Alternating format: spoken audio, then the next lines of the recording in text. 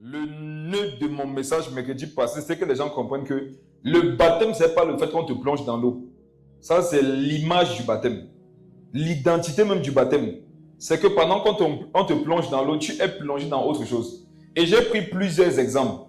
Je montrais qu'il y a des personnes, vous avez été plongé dans l'eau, mais vous n'avez pas été baptisé.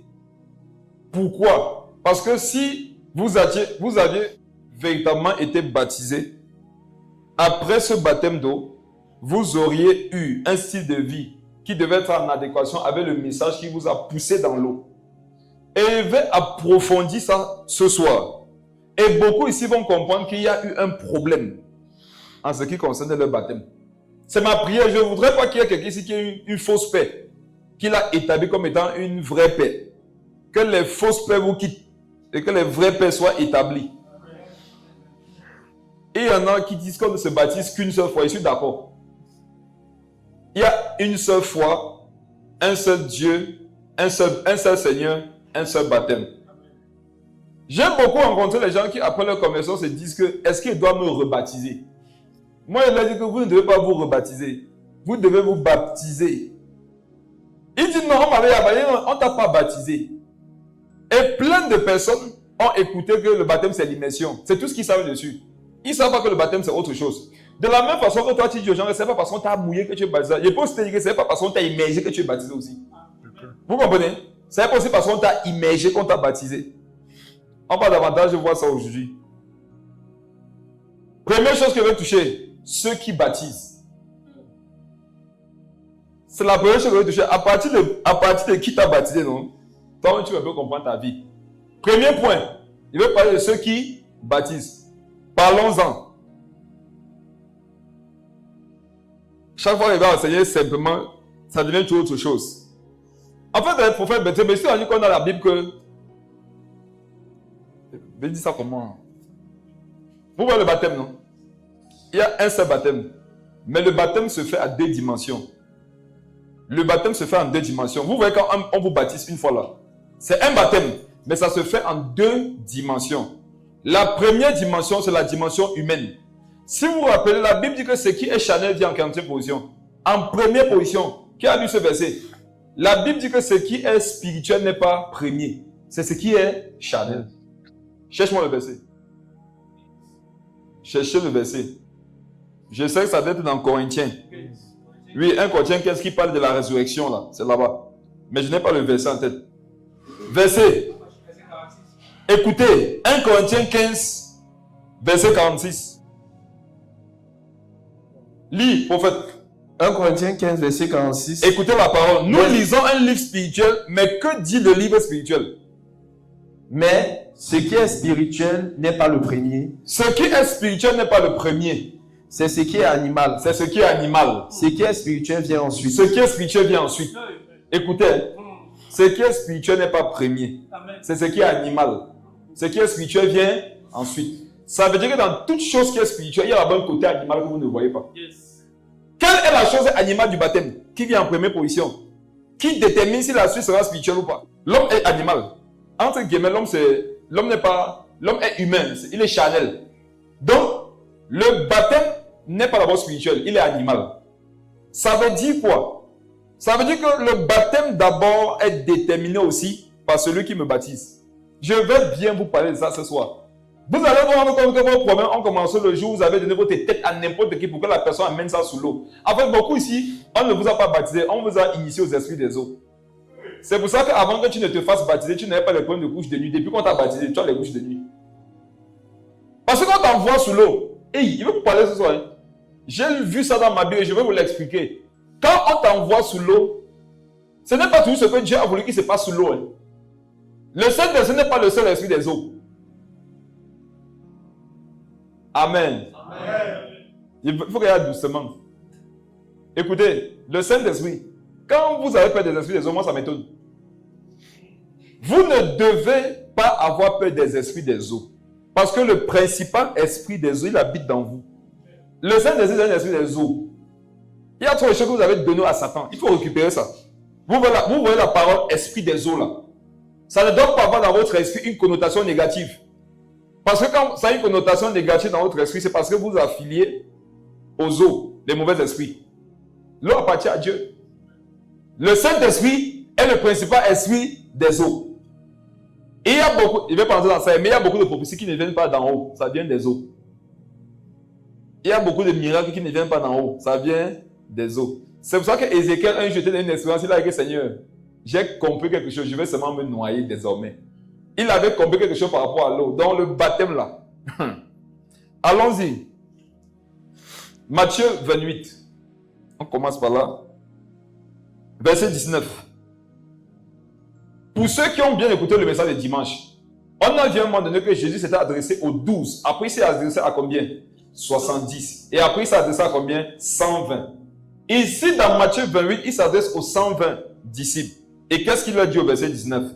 Allez, faites de toutes les nations des disciples, les baptisant au nom du Père, du Fils et du Saint-Esprit. Cette parole s'adresse à qui? Aux disciples. Ça veut dire quoi? Ça veut dire que ceux que Jésus a mandatés pour aller baptiser, ce sont les disciples. Or, je vais te poser une question. La période où toi on t'a baptisé, est-ce que pendant cette période-là, tu avais la définition de c'est quoi un disciple? Est-ce que tu savais ce qu'on appelle un disciple? Est-ce qu'aujourd'hui, quand tu réfléchis sur ce monsieur ou sur cette dame qui t'a baptisé, tu peux dire sans risque de te tromper que cette époque-là, c'était un disciple de Jésus? Et je vais aussi vous développer quelque chose de très grave si j'ai le temps. C'est quoi? C'est que, pendant que j'étais en train de partager à la matinale ce matin, le Saint-Esprit m'a demandé d'expliquer aux gens qu'il y a deux raisons pour lesquelles il y a la joie au ciel. Les gens se disent toujours qu'il y a la joie au ciel lorsqu'il y a une nouvelle naissance. Or, souvent, il y a la joie au ciel pour qui? Un chrétien qui est tombé et qui se répand. Le Saint-Esprit met au même niveau, écoutez-moi, hein, le Saint-Esprit met au même niveau pour procurer une joie au ciel, quelqu'un qui vient de naître nouveau et quelqu'un qui est tombé. Quand tu es tombé dans le péché, pour le Saint-Esprit, tu es perdu, tu dois renaître. Mais ce n'est pas une nouvelle naissance encore, en fait c'est comme si tu revenais. Mais dans tous les cas, le ciel te connaît comme quelqu'un de perdu. Or, prophète Bertrand, il y a des personnes qui sont nées de nouveau et pendant les moments de perdition, ils ont baptisé les gens. Et il y en a ici, les gens vous ont baptisé pendant qu'ils étaient rétrogrades, vous n'êtes pas baptisés. Moi, je vais tout vous expliquer. On s'amuse par les choses spirituelles. Quelqu'un me dira que le disciple, même s'il a rétrogradé, il est disciple. Je vais te demander dans ce cas-là de m'expliquer Luc chapitre 15 et de m'expliquer les propos du Seigneur. Vous savez pourquoi? Parce qu'un disciple, on parle de disciple tant que tu suis le Seigneur. Quand tu ne suis plus le Seigneur n'appelle pas ça disciple-là. Il appelle ça rébellion. Or, il n'a jamais dit aux rebelles de baptiser. Il a dit aux disciples. C'est la raison pour laquelle vous-même, quand vous vous rendez compte que vous traversez une période spirituelle où vous êtes dans le désordre, abstenez-vous de faire certaines choses. Ne mélangez pas le Saint-Esprit avec n'importe quoi. Quand tu dois aller toucher les choses saines, quand tu dois offrir un culte à Dieu, il faut te sanctifier. Ce n'est pas le jeu. Beaucoup ici, sûrement, se sont fait baptiser par des rétrogrades. Or, quand tu es rétrograde, la Bible dit que tu es mort. Voici ton frère était mort. Il est revenu à la vie. Mais c'était un fils, mais il était mort. Il y a des gens qui vous ont baptisé étant morts spirituellement. Même s'ils étaient amenés de nouveau. Ils vous ont communiqué la mort. Vous les avez rencontrés, vous avez le langage chrétien. Mais toi, tu voyais que le monsieur, il parlait bien de Dieu, mais sa vie, c'est pas ça. C'est un mort.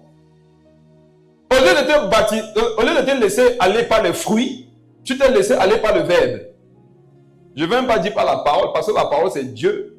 Tu t'es laissé aller par le verbe. Ça veut dire que le monsieur parlait bien. Il savait bien aligner les versets. Mais quand tu regardais sa vie, il n'y a pas les fruits dignes de la repentance. Et les pharisiens qui allaient à Jean-Baptiste, ils avaient les verbes, non? Ils avaient les écrits. Mais qu'est-ce que Jean-Baptiste a dit? Vous là, vous devez vous repentir. Vous devez vous convertir. Et beaucoup, vous avez rencontré les pharisiens qui parlaient bien. Mais qui n'avaient pas les fruits dignes de la repentance. Vous l'avez de vos têtes. Quand ils ont pris vos têtes, ils ont envoyé sous l'eau. Mais je vais te dire une chose, ce qui se passe sous l'eau dépend de qui t'a envoyé sous l'eau. Qui t'a envoyé sous l'eau? Ça détermine ce qui va s'ajouter là-bas en bas. Et il y a une autre catégorie de chrétiens naïfs là. Et ils disent que moi, c'est ce qu'il y a pris comme décision dans mon cœur. Regarde. Pourquoi quand tu veux traverser la route, tu regardes à gauche à droite? C'est toi qui sais dans ton cœur que tu veux traverser la route sans faire l'accident, non? Traverse la route sans regarder à gauche à droite. Qui connaît cette catégorie? Vous, les chrétiens du cœur là, il y a vos messages. Tu ne peux pas me dire que moi, je savais que c'était une alliance entre Dieu et moi. Même si qui l'a fait, quel que soit celui qui a été utilisé pour le faire, ce n'est pas grave, c'est grave. Ce qui est spirituel là, c'est Jésus dont tu parles. Quand tu dis que c'est dans mon cœur, tu parles de ce qui est spirituel. Oh, Dieu te dit que ça vient après. Ce qui est premier, c'est quoi? C'est ce qui est charnel. Ça veut dire que quand tu vas atteindre des objectifs spirituels, il faut voir les hommes chers avec lesquels tu collabores, auxquels tu confies ta tête, ton corps, ton âme, tes situations, tes problèmes, ta vie. C'est important, hein? Il ne faut pas s'amuser à ça. C'est comme si tu partais marier, tu vas partir te marier à n'importe qui. Ça va déterminer le mariage que tu vas avoir. Et tu ne peux pas te lever pour dire que moi, essaie que dans le mariage, ça va aller, alors que tu vois bien que l'autre n'a pas les fruits. C'est la même chose par rapport à celui qui doit te baptiser. Dieu n'a jamais demandé à l'église d'aller baptiser les gens. Dieu a demandé aux disciples d'aller baptiser. L'église, non, on est mélangé. Tombé, mort spirituellement, rétrograde, rebelle. Si tu étais à convertir, non, tout ça, on appelle ça l'église. Mais ce n'est pas à l'église que Jésus a demandé d'aller baptiser. Il a demandé d'aller baptiser à qui? À qui est-ce qu'il a demandé? Aux disciples. Des personnes qui, pendant qu'ils partaient exercer ce travail spirituel. Le baptême, on va te parler de ça. C'est un truc très spirituel. Ils doivent être des disciples. Parce qu'il y a des choses que Jésus a prévu faire sous l'eau. Si c'est un disciple qui envoie quelqu'un sous cette eau-là. Mais quand celui qui t'a envoyé sous l'eau n'est pas dans les conditions qu'il faut, si tu t'es laissé aller par lui, l'esprit qui sera en mouvement sous l'eau, ça ne sera pas le Saint-Esprit. Ça sera d'autres esprits. Et généralement, ce sont les esprits qui eux-mêmes dominent le monsieur qui t'a envoyé sous l'eau. Quand quelqu'un vous assure, vous pouvez connaître la vie secrète de quelqu'un après votre baptême. Ce n'est pas les paroles de connaissance. Votre vie devient un peu la vie de celui qui vous a baptisé. Je vous dis, c'est pour ça que, après avoir parfois été baptisé par quelqu'un qui était un disciple, si tu veux plus, ayant rencontré quelqu'un qui est mieux disciple que lui, tu peux te laisser baptiser par la parole de la personne. La personne peut te rebaptiser, tu as baptisé, mais tu peux te laisser baptiser par sa parole. Une façon de dire que noie-moi dans tes eaux. Moi, j'aime ce que tu as comme eau. Je veux me noyer à l'intérieur. Donc, c'est aux disciples, non? Alors, on t'envoie à quel type de disciples? Verset 20 quand même, verset 20. Verset 20. Et enseignez-leur à observer tout ce que je vous ai prescrit. Et voici, je suis avec vous tous. Voici je suis avec vous tous les jours. Voici une chose qu'on n'a pas souvent dite. N'est-ce pas que je vous ai dit un jour que tout disciple peut baptiser? Parlez fort. Oui. Je vais vous expliquer ce que c'est qu'un disciple pour que vous ne croyez pas qu'il m'a dit ça à vous. Je dis d'abord une chose. Jésus n'a jamais dit à l'église d'aller baptiser. Jésus a dit aux disciples d'aller baptiser. Deuxième chose, ceux à qui Jésus a demandé d'aller baptiser. Il dit après le baptême, il dit et faites quoi? Enseignez-leur. Et enseignez-leur. Donc quiconque baptise, non, doit pouvoir enseigner. Yes. Amen. Ça, c'est des choses qu'on n'a pas souvent dites. Yes, si tu baptises quelqu'un, non, tu dois pouvoir l'enseigner. Parce qu'on dit que tous les disciples de Jésus peuvent baptiser, n'importe qui peut se lever pour aller faire ça. Ce n'est pas une fin en soi de baptiser quelqu'un. La vie continue. La vie continue, c'est que quand il va sortir de l'eau, il faut lui communiquer la vie, la parole, le caractère, le style de langage, la mentalité de Dieu. Dans le plan de Dieu, quiconque noie quelqu'un sous les eaux doit être capable de lui exposer les Écritures. Maintenant, je te pose une question. Est-ce que toi, celui qui t'a baptisé, il pouvait t'enseigner? Ou bien c'était seulement un baptiseur, mais pas un enseignant? Dieu ne veut pas les baptiseurs, il veut les baptiseurs enseignants. Maintenant, toi-même qu'on a baptisé, qui est parti baptiser les gens là, est-ce que tu peux les enseigner? Si on les mettant en face, est-ce que tu peux leur enseigner? Et autre chose, l'enseignement, c'est pas le fait de prendre les versets. L'enseignement, c'est ta vie. Est-ce qu'après avoir baptisé cette personne, si on exposait la personne, si on exposait ta vie à cette personne-là, la personne peut être édifiée. Si ce n'est pas le cas, tu ne devais pas baptiser la personne. Vous devez vous repentir des baptêmes, vous êtes aux gens aussi là. Il y a des gens qui sont levés dans la colère, ils sont partis baptiser. Vous n'avez pas baptisé. Vous avez laissé votre frustration se mêler aux choses spirituelles. Et ça donne ce qu'on appelle les fiels amers. Les fiels amers, c'est quand tu mélanges les choses charnelles et les choses spirituelles. Et il dit au nom du Père, du Fils et du Saint-Esprit. Ça veut dire que celui qui baptise là, il doit être capable d'enseigner. Amen. Amen. Ça donne de comprendre que n'importe qui ne doit pas se lever. Parce qu'il y a des choses que nous on a dénoncées à l'époque. On croyait qu'on avait trop compris la Bible. Les gens ont dit avant que tout le monde ne doit pas baptiser. Nous on dit que non. Si tu es disciple de Jésus, tu peux baptiser. C'est vrai, mais la Bible dit qu'un disciple doit être capable d'enseigner. Supposons que toi, non, un parent apprend que tu as baptisé son enfant. Il dit qu'il va me chercher celui qui t'a baptisé là. On t'appelle. On te dit que tu as baptisé mon enfant. Pourquoi? Cette question, tu sais ce qu'on te demande? Enseigne-nous. C'est ce qu'on te demande. Pourquoi tu as baptisé mon enfant? Quand le parent te dit pourquoi là, le pourquoi là veut dire quoi? Enseigne-nous. Si tu n'es pas capable d'expliquer tout ce qui tourne autour en termes d'enseignement avec la Bible, tu auras exposé Jésus. Tu auras voulu, parce que ce n'est plus possible, tu auras voulu exposer Jésus à l'ignominie et ça sera impossible. Mes frères et sœurs, si un parent te dit pourquoi tu as baptisé mon enfant, qu'est-ce que tu vas répondre? Que Marc 16 a dit que celui qui croira et qui sera baptisé sera sauvé. Ça, ce n'est pas un enseignement. Hein. Ça, c'est un verset biblique que tu as cité. Ne confondez pas verset biblique et enseignement. Le Père a dit pourquoi. Pourquoi? C'est la raison. Pourquoi tu l'as baptisé? Enseigne-moi pourquoi tu as baptisé mon enfant. Tu peux. Qui ici? Il y en a ici, vous savez que ça va vous menacer, non? Il y en a ici, vous savez que vos arguments sont de 2 grammes. Ton gros argument, c'est 5 grammes.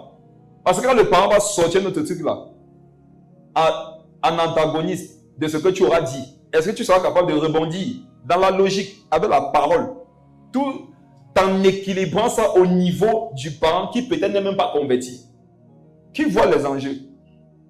Quand vous voulez poser des actions spirituelles, posez-vous la question de savoir est-ce que je peux gérer le retour? Amen. Est-ce que je peux gérer le retour? Ne faites pas seulement vous partez, vous abandonnez les gens. Est-ce que tu peux gérer le retour? Amen. Amen. Ok. 1 Corinthiens chapitre 10. C'est un chapitre avant. À partir de verset 1. J'ai un peu briefé ça dimanche, la dernière fois. Allons à nos profondes. Frère, oui, je ne veux pas que vous ignoriez. Tu dis frère, il ne répond pas. Réponds. Frère, oui, voilà. Je ne veux pas que vous ignoriez que nos pères ont tous été sous la nuée, qu'ils ont tous passé au travers la mer, qu'ils ont tous été baptisés en Moïse dans la nuée et dans la mer. Amen. Amen. Il y a un détail que moi je ne voyais pas dans le verset 2 aussi depuis. C'est en méditant sur le baptême que je me suis rendu compte que c'était là et que c'est une clé qui vient confirmer 1 Corinthiens 15, verset 46, non? Oui. Paul dit que je ne veux pas que vous soyez ignorants en ce sujet. Que nos pères ont été sous la nuée, qu'ils ont tous été baptisés en Moïse. Dans la nuée et dans la mer. Un baptême n'est jamais directement fait en Christ. Christ, c'est ce qui vient après, qui est spirituel. On a lu tout à l'heure que ce qui est charnel vient avant. Donc quand je suis baptisé, je ne suis pas d'abord baptisé en Christ, je suis baptisé en un homme qui est en Christ. Maintenant, quand tu t'es laissé baptiser pour quelqu'un qui n'est pas en Christ, tu t'es baptisé en quoi? Qu'ils ont été tous. Et là, on est dans Corinthiens. Donc, il a dit que vous qui êtes sous la grâce, vous ne devez pas ignorer ce principe. Si c'était un nombre de Deutéronome, les gens devaient dire que c'est l'ancienne alliance. Et je ne sais pas pourquoi pour vous. Tout ce qui est dans nombre, c'est l'ancienne alliance. Mais tout ce qui est dans Corinthiens, c'est la nouvelle alliance. Oh. Allez méditer, vous allez vous rendre compte qu'il y a plein de lois dans le Nouveau Testament et plein de grâces dans l'Ancien Testament. Donc si jusqu'à aujourd'hui, ta façon de séparer la loi et la grâce, c'était Ancien et Nouveau Testament. Les gars, il faut grandir. Quelle est la différence entre la loi et la grâce? La loi va de Genèse jusqu'à Malachie. La grâce va de Matthieu jusqu'à Apocalypse. Ah, c'est la maternelle. Maintenant, les gens qui sont à l'école primaire te disent que la loi va de Genèse jusqu'à Actes des Apôtres, chapitre 2. Ceux-ci sont ceux qui sont éclairés. Et la grâce va de Actes chapitre 2 jusqu'à Apocalypse. Moi, je te dirais que la différence entre la loi et la grâce, c'est la croix. C'est la croix, amen. Ce n'est pas un livre. Tu vas aller dans Genèse, non? Tu vas voir la croix, c'est la grâce. Tu vas aller dans Philippiens, tu vas voir la loi. Tu vas voir, regarde, tu es dedans. Avançons au prophète. Qu'ils ont été baptisés en Moïse, amen. Amen. Ça c'est charnel, ça c'est animal, ce qui est premier. Regarde la suite. Qu'ils ont été tous baptisés en Moïse, Dans la nuée et dans la mer. reprends ça. Dans la nuée et dans la mer. Dans la nuée et dans la mer. Écoutez bien ce que je vais expliquer ici. Écoutez, ça c'est... N'oubliez pas que ça c'était l'école des disciples. Ce n'est pas les prédications, ça c'est ce qu'on appelle l'enseignement. Ça c'est pour être fondé en Jésus, non? Que quelqu'un vienne te bouger, tu dis non, tu ne peux pas me bouger. Et c'est un peu où je suis assis. Que la personne il casse les 4 pieds de la chaise, il voit que tu ne es pas tombé. Je ne suis pas sur les 4 pieds de la chaise, je suis sur la parole. Je ne sais pas si vous comprenez. Non, on ne doit pas être établi sur des chaises, mais sur la parole. Retenez 1 Corinthiens 15, verset 46. Ce qui est animal est premier, ce qui est spirituel vient ensuite. Maintenant, on dit qu'ils ont été baptisés en Moïse. Dans la nuée et dans la mer. La mer, c'est l'image de l'eau physique dans laquelle on te plonge. Mais tu dois d'abord être baptisé en quoi? Dans la nuée. Et qui est dans la nuée? Moïse. Écoutez-moi bien. Je vais dire quelque chose qui va choquer beaucoup de personnes. La nuée n'était pas là pour tous les enfants d'Israël.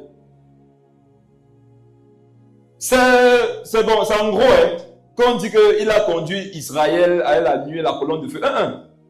Ceux pour qui la nuée et la colonne de feu n'étaient pas là, ils sont tous morts dans le désert.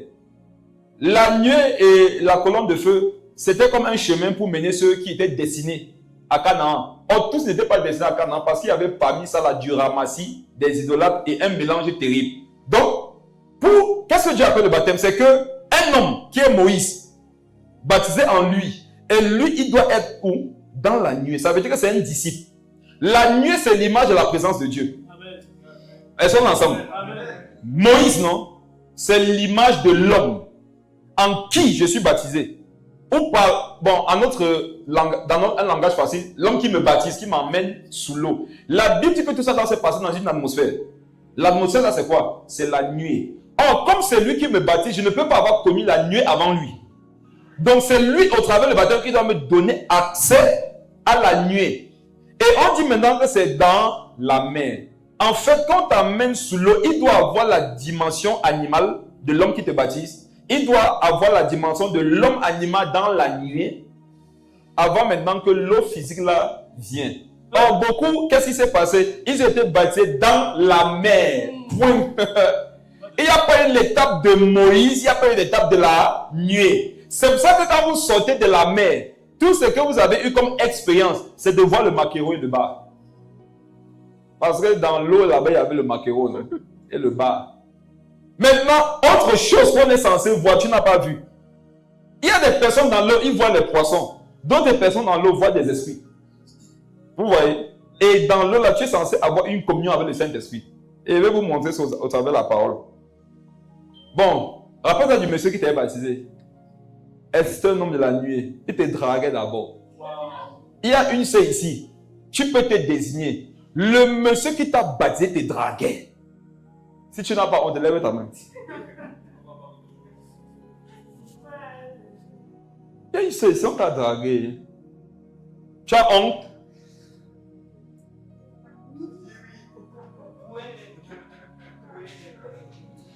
Elles ont te filme.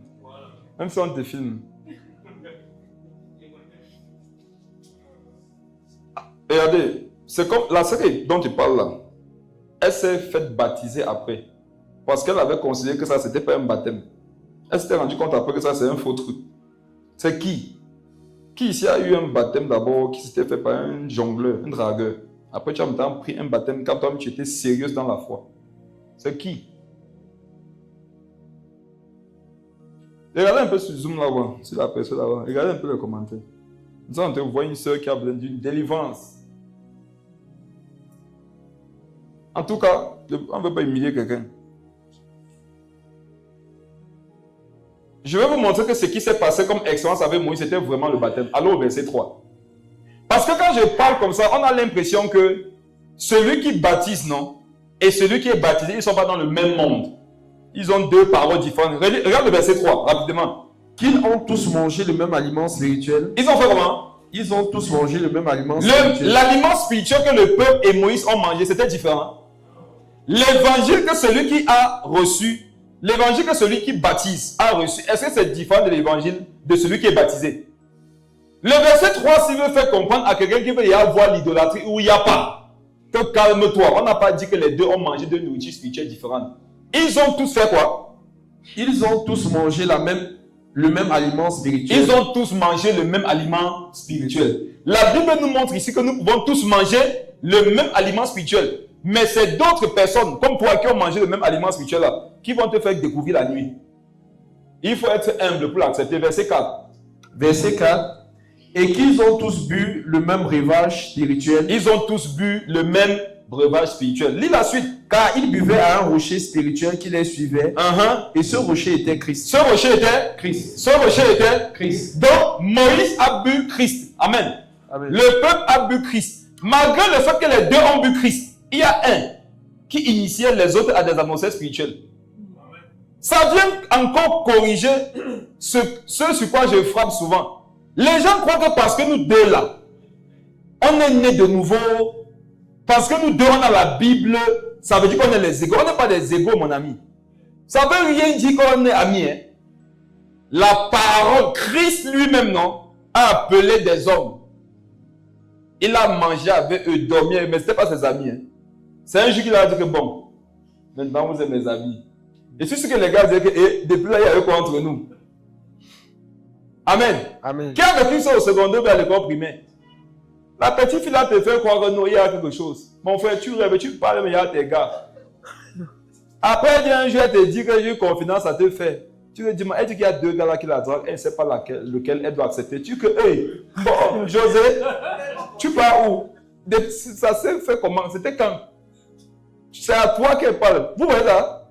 Il y en a qui font ça dans l'église. Et ils voient, tu as la Bible. Parfois, tu peux aux toilettes, ils courent prendre ta Bible. Ils voient. Ça commence dans Genèse. Ça finit là. Il dit que même. C'est même pas qu'on veut nous embrouiller. Il compte au milieu, c'est toujours 66 livres. Ah, il dit que laissez ça. Il compte les nombres de chapitres par ce sont les mêmes nombres de chapitres. Il dit non, qu'on laisse les gens tranquilles. C'est ça qui a tué beaucoup sous la grâce. Ils sont devenus orgueilleux. Mes frères, l'aliment spirituel et le breuvage spirituel que Moïse a bu, c'est le même que le peuple a bu. Mais c'est Moïse qui a levé le bâton devant la mer. C'est Moïse qui a dit à Mami Wata que ici tu fermes ta bouche. Je profite pour ouvrir une parenthèse pour casser une fausse doctrine qui court les rues. Paraît-il que ce n'est pas Moïse qui a ouvert la mer par la puissance de Dieu, mais c'est Mami Wata. Vous n'avez pas compris la théorie là? Ça chauffe actuellement. Vous savez que les pasteurs maintenant ne veulent pas édifier, non? Ils veulent épater le peuple. J'ai dit, hein? Tu veux être édifiant, pourquoi tu ne médites pas simplement la Bible? Vous cherchez quoi dans la cabane juive?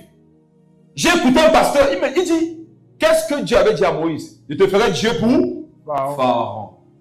Alors, il dit que la divinité à cette époque en Égypte, c'est quoi? Le serpent, l'esprit des eaux. Donc, il dit que quand Moïse s'est approché de l'eau, Mami Wata a vu Dieu. Et elle a dit aux eaux, séparez-vous, mon Seigneur veut passer. Il dit quand il t'explique ça, non, c'est logique. Hein? C'est un moment donné qu'un ange vient prendre ta tête, il secoue toi. Pour remettre tout en place. Quand il lit la Bible, c'est pas ce qui s'est passé. Hein? C'est Moïse qui fend la main en deux par la puissance de Dieu. Mami Wata n'a rien fait dans ça. Elle m'a là seulement observé. Elle est aussi dépassée comme tous les autres. Quand le maquereau parlait de poisson, que maman s'accroche, même Mami Wata dit on est où? Il y a un site de prédication qui coule. Vous faites attention à ça. Le but n'est pas de vous édifier, de vous révéler Jésus. Le but est de vous donner des faux rémas qui vont vous servir à rien. Ça va en fait, j'ai dit jeunes, et c'est souvent les églises des jeunes, mais heureusement ils sont pas jeunes. Peut-être tu es jeune, on n'est pas jeune. Amen. L'épouse prophète, il y a un autre qui s'est mélangé comme ça là. Bah, ça bête. Il est parti bûcher les titres de la cabane juive devant le public. Il ne se rappelait plus de la chronologie. Il dit, Élie la farine. Il dit, waouh, c'est fort, regarde. Il dit que c'est fort à toi. Hein. Rien n'est fort.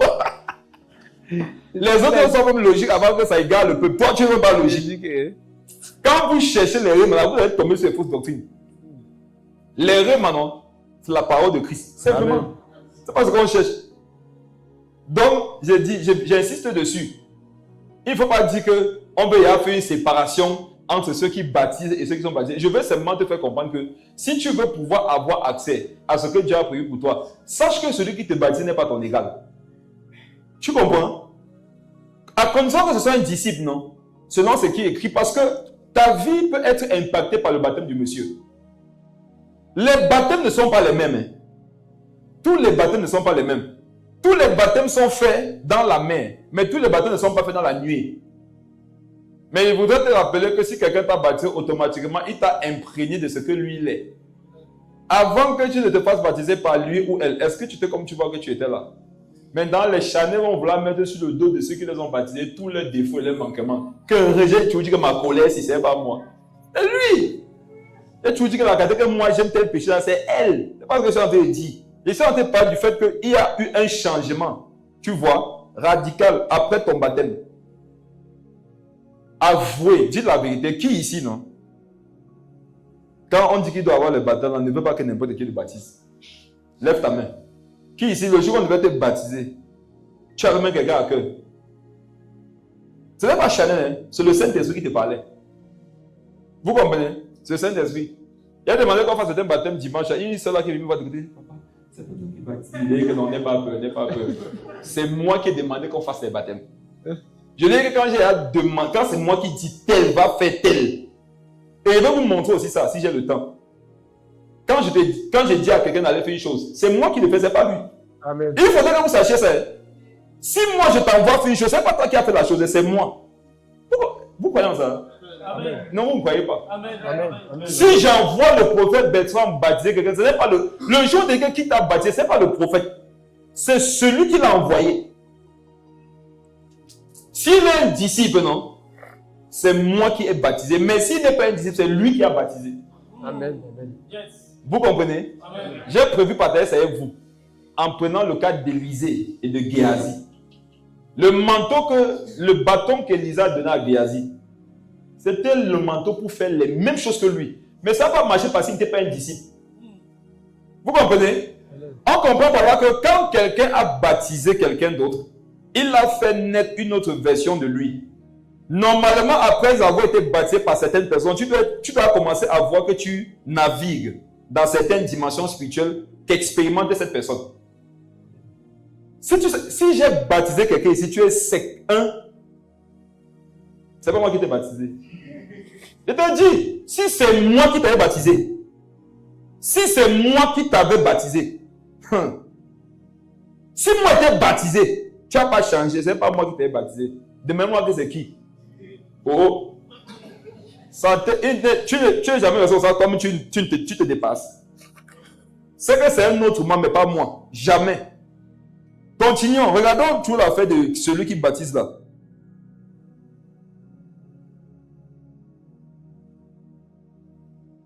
Allons voir le cas de Élie, justement. Non, Élie d'abord. Après, on va voir Élisée. 2 Rois 2.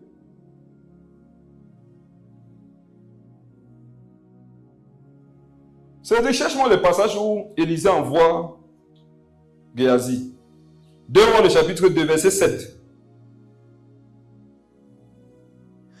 2 Rois 2, verset 7. 50 hommes d'entre les fils des prophètes arrivaient et s'arrêtaient à distance vis-à-vis, et eux deux s'arrêtaient au bord du Jourdain. Quand on dit eux deux, c'est Élie et Élisée. Vas-y. Alors Élie prit son manteau. Élie prit quoi? Son manteau. Mes frères, quand quelqu'un part vous baptiser, non, il a un manteau sur lui. Amen. J'ai dit un bon manteau. J'ai dit quoi? Il a un manteau. C'est bon, c'est mauvais, on ne voit pas ça. On peut savoir, mais on ne voit pas ça avec les yeux physiques. Donc, laisse-moi te dire que celui qui t'a baptisé ne t'a pas baptisé lui seul. Il t'a baptisé avec son manteau. Qui a écouté les matinales hier et aujourd'hui? qui était connecté au matinal de la MSA hier et aujourd'hui, vous n'écoutez pas les prières le matin. Ça ne vous concerne pas. J'ai parlé de ça, le manteau de ceux qui sont tombés. J'ai brossé ce que vous pouvez brosser dessus. J'avais prévu vous parler de ça. Dieu m'a demandé de parler de ça là-bas. Donc si tu t'es pas rendu, c'est ton problème. Les deux arrivent au bord du Jourdain. Qu'est-ce qui se passe? Alors Élie prit son manteau, le roula et en frappa les eaux qui se partageaient ça et là, et ils passaient tous deux à sec. Ça vous fait penser à quoi? Un homme qui vient devant l'eau, il sépare l'eau en deux, il traverse les gens. Ça vous fait penser, c'est déjà vu, non? Déjà vu avec qui? Moïse. Or, 1 Corinthiens 10 nous fait comprendre que le jour où Moïse a fait ça, ceux qui ont traversé par lui, ils ont été baptisés en lui. Qu'est-ce qu'on est en train de nous expliquer ici? On est en train de nous expliquer ici que Élie, non, a baptisé Élisée. Mais quand Élie baptise Élisée, il y a une chose qui est en mouvement. C'est le manteau d'Élie. Amen. Et quand le manteau d'Élie est en mouvement pour le baptême d'Élisée, il y a des choses surnaturelles qui se passent. Et voilà qu'il passe d'une dimension à une autre. Je ne vais pas vous ouvrir ça, c'est un gros sujet. Allez étudier les deux extrémités du fleuve du Jourdain. Si vous avez le Saint-Esprit, si Dieu veut, il va vous montrer des choses terribles. Quand il quitte du coin du Jourdain de l'autre côté là, c'est deux mondes différents. Donc par le baptême, Élie a mené Élisée dans une dimension. Et vous allez voir la confirmation par la suite, au travers l'observation et les propos des hommes spirituels qui étaient témoins de la scène. Lis la suite. Verset 9. Lorsqu'il eut passé, Élie dit à Élisée, demande ce que tu veux. On sait ce qui s'est passé. Amen. Une double portion de ton esprit. Tu demandes une chose difficile. Oh, si pendant que les pas tu me vois, ça veut dire que Dieu s'est venu sur toi. Et ça s'est fait. Viens au verset 12. Rapidement. Élisée regardait et criait, Mon père, mon père, mon père, mon père. Char d'Israël et sa cavalerie. Char d'Israël et sa cavalerie. Et il ne le vit plus. Saisissant alors ses vêtements, il les déchira en deux morceaux. Écoutez-moi, quand quelqu'un vous a baptisé, vous a donné son vêtement. Quand quelqu'un t'a baptisé, t'a donné son vêtement. Amen. Amen. C'est pour ça que on ne reconnaît pas qui t'a baptisé par les photos et les vidéos du baptême en question. On sait qui t'a baptisé par les fruits que tu portes après. Vous comprenez ce qu'il dit? On n'est pas fils dans la foi de quelqu'un parce qu'on le croit. Hein? Ou bien parce que la personne te l'a dit. On est fils de quelqu'un par les fruits.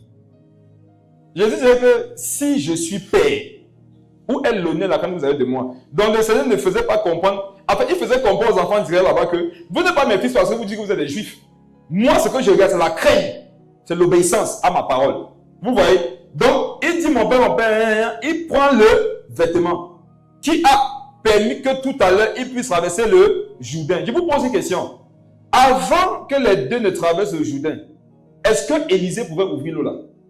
Pourquoi? Il n'avait pas reçu le manteau. Il devait recevoir le manteau par le baptême. Quand quelqu'un te baptise, il te donne un manteau. Et c'est le manteau qu'il a sur lui. Lis la suite. Verset 13. Et il releva le manteau qu'Élie avait laissé tomber. Puis il retourna et s'arrêta au bord du Jourdain. Prophète Bertrand, il s'arrêta où? Au bord du Jourdain. Va à la fin du verset 7. Qu'est-ce qui est dit là-bas? Fin du verset 7. Fin du verset 7. Regardez ce qu'on appelle le baptême. Et eux deux s'arrêtaient au bord du Jourdain. Il s'arrêtait où? Au bord du Jourdain. Quand quelqu'un t'a baptisé, tu te positionnes comme lui. Avant le baptême, il était au bord du Jourdain. Après le baptême, Élisée pas se positionner où? Au bord du Jourdain. Le baptême, c'est que, ok, maintenant que ce monsieur a eu à pratiquer le principe spirituel pour que je sois établi quelque part, la suite c'est quoi? Comment est-ce qu'il vit? Comment est-ce qu'il parle? Quel est son rapport avec l'esprit, avec les anges, avec les hommes? Quel est son cœur? C'est ça, hein? Ne pensez pas que le baptême, c'est un jour. Le baptême, c'est toujours. Le baptême, c'est un style de marche. Tu peux commencer ton baptême, mais tu ne vas jamais le finir. Ce qu'on appelle le baptême là, c'est une action parfois spirituelle qui établit quelqu'un quelque part. Mais le baptême, on le fait continuellement. C'est comme la conversion. On se convertit une fois pour être sauvé, mais chaque jour on se convertit. C'est quoi la conversion? C'est de changer de mentalité. On change de mentalité tous les jours par la révélation des Écritures. Donc, il va se positionner au bord du Jourdain comme son baptiseur. Amen. Amen. Et qu'est-ce qu'il fait? Comme il l'avait vu, depuis qu'on m'a amené ici aux eaux, voici ce qu'on m'a montré. Donc, quand je sors des eaux, je dois aller faire comme on m'a montré. En fait, quand on t'a baptisé, on t'a donné la capacité de faire ce qu'on te dit. Le baptême d'eau te donne la capacité de pouvoir pratiquer l'enseignement qu'on te donne. Si quelqu'un c'est pour ça que Jésus a dit, regardez, convertissez-les, non? Baptisez-les d'abord, et puis enseignez-les. Pourquoi? Parce que l'enseignement vient s'asseoir sur le baptême. Quelqu'un qui n'a pas été baptisé, je vous assure, il ne peut pas comprendre les Écritures. Je suis sérieux. Quelqu'un qui n'a pas été baptisé dans l'eau selon les règles, vous ne pouvez pas l'enseigner. Vous ne pouvez pas le bâtir. L'enseignement prend pour fondation les eaux. Donc, après avoir passé les eaux, maintenant, il commence à pratiquer l'enseignement qu'il avait vu. Si tu sais que tu es baptisé ici par quelqu'un, tu vois tous les enseignements que la personne donne, tu peux les mettre en pratique. Ce qui te donne de savoir que tu peux mettre en pratique tous les enseignements qu'on te donne. Ce n'est pas ta décision personnelle. C'est le fait d'avoir respecté le processus du baptême d'eau après ta conversion. Lis. Verset 14. Il prit le manteau qu'Élie avait laissé tomber et il en frappa les eaux et dit... Attends, il y a quelque chose que Dieu m'a enseigné ici. Je vous donne une petite portion de ça. Il prit quoi? Le manteau qu'Élie avait laissé tomber. Il prit le manteau qu'Élie avait laissé tomber. Qu'est-ce que Élie lui avait dit? Revenons. Demande ce que tu veux. Verset 10. Élie dit, lui demande une chose difficile. C'est vrai, écoutez. Mais si tu me vois pendant que je serai enlevé d'avec toi, cela t'arrivera ainsi. Sinon, cela n'arrivera pas. Il lui a demandé quoi? La double portion de quoi? De son esprit. Il a demandé la double portion de l'habit qu'il y avait sur lui. Il a demandé quoi? La double portion de l'esprit. Mais qu'est-ce qu'il a pris et qui a été la manifestation de ce qu'il avait demandé? Le manteau. Le manteau qu'Élie avait fait comment? Je veux les mots de la Bible. Le manteau qu'Élie a fait quoi? Laisser tomber. Laisser tomber. Quand tu as un vêtement sur toi, si tu le laisses tomber, il s'arrête à quel niveau? Au niveau de tes pieds. C'est quoi le niveau des pieds? C'est l'endroit où on vient s'asseoir pour que quelqu'un nous enseigne. Dans l'ancienne alliance, voilà comment est communiquée la double portion. Mais ça parlait de la croix qui devait venir et qui devait établir les enseignants, les saints ministères, au pied desquels les gens devaient venir s'asseoir pour recevoir la double portion de ce qu'il y a dans ceux qui les enseignent. Tu sais pourquoi tu n'es même pas à l'image de celui qui t'enseigne et tu n'as surtout pas sa double portion? C'est parce que tu n'es pas à ses pieds. J'ai eu une vision aujourd'hui, j'ai vu certaines personnes, je ne vais pas citer vos noms. J'ai eu une vision aujourd'hui, c'était clair. Je voyais certaines personnes, c'était deux sœurs. Non, il y a une qui est là, une n'est pas là. Deux sœurs. Une était assise à ma gauche, l'autre était assise à ma droite. Et le Saint-Esprit m'a dit que tu as trop de choses à leur communiquer. Dans la vision, Dieu me les montre où? Au pied. On n'est pas au pied d'un homme pour sentir ses orteils. On est au pied d'un homme pour recevoir des choses, des manteaux, pour recevoir des puissances, pour recevoir des grâces. Donc lui demande l'esprit, on lui dit, humilie-toi. Il demande l'esprit, on lui dit quoi? Assieds-toi. Il demande l'esprit, on lui donne des ordres. Il demande l'esprit, on le fait s'abaisser. Parce que pour amasser le manteau, il faut faire quoi? Il faut s'abaisser. Or, il y en a beaucoup, il veut se lever au-dessus de toi pour prendre ce qui est sur toi. Alors que pour prendre ce qui est sur quelqu'un, il faut s'abaisser au-dessous de la personne. Il a demandé l'esprit, on lui a donné une coubette. Question pour un champion. Est-ce qu'on peut encore te parler? Est-ce que tu peux y arriver? Est-ce que tu n'as pas trop grandi? Est-ce que tu n'as pas trop de rima? Sais-tu que l'excès de rima a tué certaines personnes? Les gens qui cherchent ce qu'il ne faut pas chercher. Tu penses à la cile, non? Tu vois un enfant, le gars il te fait en avant son bras, il a fait des fonctions. Regarde, tu peux faire les fonctions à la cile, mais ça ne va pas venir à la cile, à la compo. On va dire que colorie la mangue. Et il y a des gens qui sont forts dans les fonctions, mais ça ne va pas colorier les mangues. Il prend la couleur jaune, il met ça sur la tige. Il prend la couleur verte, il fait ça sur le noyau. On dit que l'enfant, il n'est pas bien. Alors que le gars fait les fonctions. Qui a connu des chrétiens comme ça? Spirituel. Mais sa vie, non. Oh.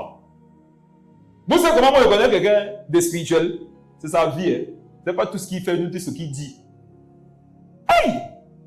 Alléluia! Quelqu'un de spirituel, c'est quelqu'un dont la vie est un peu organisée quand même. Vous comprenez? C'est pas que tu connais tous les rémas. Mais on demande colorie la mangue. Tige jaune, noyau vert. Tu vas sucer ta mangue là seule. La mangue des extraterrestres. Donc il vient au bord du Jourdain, il a ramassé le manteau. Tu ne peux pas prendre le manteau si tu ne fais pas comme celui qui t'a baptisé. Et ici je parle peut-être des enseignants, des pasteurs, des pères. Il faut imiter. Qu'est-ce qui se passe par la suite? Il prit le manteau qu'Élie avait laissé tomber, verset 14, et il en frappa les eaux et dit, où est l'Éternel, le Dieu d'Élie? Oh, où est l'Éternel, le Dieu d'Élie? Une façon de dire que si ce monsieur qui m'a baptisé, ce qu'il dit c'est la vérité, Dieu, je veux voir ça. Lis la suite. Le Dieu d'Élie, lui aussi, il frappa les eaux qui se partageaient ça et là, et Élisée passa. Maintenant, l'observation des hommes spirituels, continue la lecture. Les fils des prophètes qui étaient à Jéricho, vis-à-vis, l'ayant vu, dit, l'esprit d'Élie repose sur Élisée. Et ils allaient à sa rencontre et se prosternaient contre terre devant lui. Vous avez vu ça? Normalement, quand quelqu'un t'a baptisé, au sortir des eaux, tu dois être capable de faire la même chose que lui. Quand les règles ont été respectées, la personne t'a communiqué quelque chose. Il y a des personnes ici, non? C'est une prière qui peut changer toute votre vie. La prière de quelqu'un. Ça peut être une parole que quelqu'un vous donne. Soyons humbles, non? Qui ici, lorsqu'il y a des personnes qui t'appellent, des personnes assez spéciales, ton cœur se réjouit, même si tu étais triste. Quand tu vois le numéro sonner, vous voyez ça, un appel. Regarde, tu étais triste, non? Quand c'est le numéro là qui sonne, l'anxiété, la tristesse, la colère, ça te quitte. Un appel, regarde, là, tu n'as même pas encore décroché, tu as juste vu le nom de la personne. C'est ça que vous voyez? Moi, celui qui me fait cet effet, c'est mon père dans la foi. Quelqu'un avec qui vous parlez tous les jours, non? C'est chaque jour, c'est spécial. Quand tu es humble, non, tu ne t'habitues pas à la voix, à la présence, aux paroles, aux propos, aux conseils, à la présence de ton père. Tu ne t'habitues pas à ça. Vous qui êtes déjà habitués, hein, c'est pas vous les rebelles. Vous n'êtes pas les fils. Il y a les gars ici, on peut se parler dans le pays, c'est un peu fatigué. Waouh! Non, quand c'est dans ça, je passe seulement changer dans mon cahier que mon fils tel, je dis seulement que mon père tel. Tu deviens mon père, mon ami. Parce que c'est normal un père qui doit dire ça. Amen. Ils ont vu ça, ils ont dit que l'esprit d'Élie est sur lui. Mais frère, ça s'est passé par le baptême. Par le baptême. Généralement, lorsqu'on t'initie à une chose que tu n'arrivais pas à faire, on dit qu'on t'a fait comment? On t'a baptisé.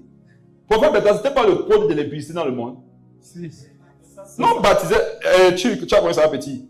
Non. Dieu merci. Parce qu'il y a des gars, tu sens que s'ils avaient connu les choses dans le monde, ils ne seraient pas là au milieu de nous.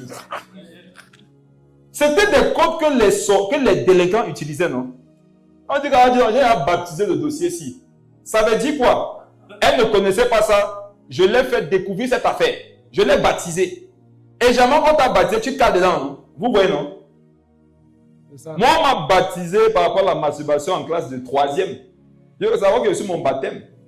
Vous voyez, pas une conversation d'un délinquant qui venait de Douala. Donc, il a parlé, j'ai cru, j'ai reçu mon baptême.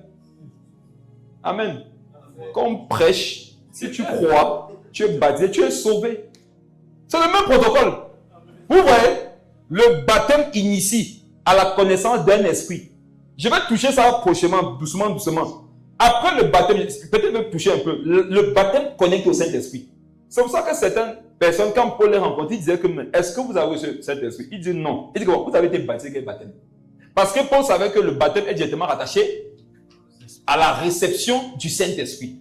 C'est vrai qu'il y avait des cas où le Saint-Esprit venait avant. Et même quand le Saint-Esprit venait avant, on comprenait qu'il faut immédiatement te baptiser.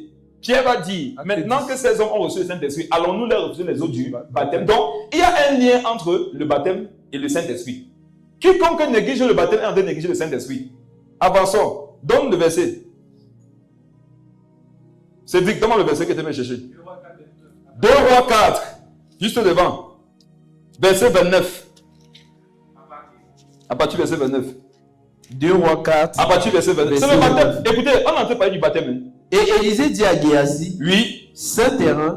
Attention, fais quoi? Saint terrain. Qu'est-ce qu'on met au rein d'après les âmes du chrétien d'Éphésiens chapitre 6? La vérité.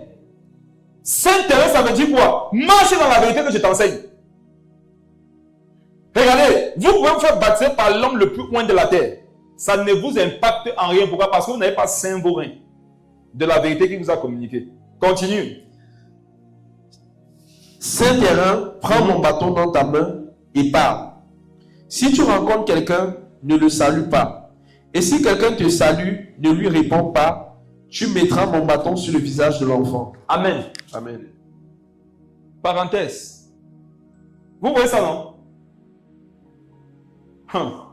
Relis, prophète. Si tu rencontres quelqu'un, ne le salue pas. Et Élie dit à Géasi, saint terrain, prends mon bâton dans ta main et pars. Si tu rencontres quelqu'un, ne le salue pas. Et si quelqu'un te salue, ne lui réponds pas. Tu mettras mon bâton sur le visage de l'enfant. Tu étais là, tu es mon témoin. Nous étions en Como pendant une retraite spirituelle. Le Saint-Esprit m'a donné une parole pour une sœur. Je lui ai dit qu'il y a une femme dans ta famille qui est un marabout. Elle nuit la famille. Mais je vois que tu es celle que Dieu veut utiliser pour la sortir des ténèbres. Donc voici ce que dit le Saint-Esprit. Fais un voyage aller-retour. Va, parle-lui de Jésus. Et quand tu vas aller là-bas, ne mange pas. Dès que tu finis de lui parler, tourne-toi, tu rentres. Ne regarde même pas derrière. Elle est partie dire ça à son mari. Son mari a dit que c'est quel genre de paroles comme ça qui viennent de Dieu que tu vas aller, tu ne manges pas. Tu te tournes, tu pars, tu ne regardes pas derrière. Avant-hier,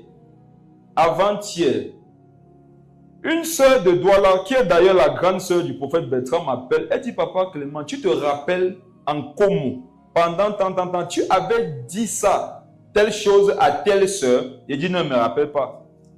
Après il dit, oui, ça vient. Tu sais, il y a des choses que papa tu dis, c'est quand on te dit ce que tu as dit que ça revient. Je lui dis, oui, je me rappelle. Elle dit que bon, actuellement, même la parole en tête de ça, je lui dis pourquoi. Elle dit que la dame dont tu avais parlé là, elle est dans le coma, 2e stade. Parce que j'avais dit à cette sœur qu'il lui reste seulement quelques années à vivre. Et qu'elle doit donc aller lui parler de Jésus et elle va se convertir. C'est elle qui va le faire. Je lui ai donc demandé que bon, est-ce qu'elle était partie faire ce que je lui avais dit? Elle dit que non. Je dis pourquoi? Que son mari avait dit que c'est trop compliqué comme instruction. Tu es au courant de ça? Je n'étais pas au courant. C'est avant-hier que son mari a dit que c'est trop compliqué comme instruction. Est-ce que Dieu parle comme ça? Allez, ne pas manger. Parce que j'avais vu qu'elle n'est pas spirituellement stable pour que si on met quelque chose là-bas. Et comme tu parles là, tu te tournes, tu ne regardes même pas derrière. C'est ça, non? Mais quand vous parlez ça, vous voyez d'abord quoi? La sorcellerie. Parce que les choses qui sont de Dieu, vous avez besoin de dire que c'est pour les marabouts. J'ai dit que, ok, si c'est possible que quelqu'un fasse tout pour aller lui parler de Jésus. On est parti parler de Jésus à la dame. Apparemment, elle s'est convertie, non? Elle est montée hier. Oui, elle est partie hier.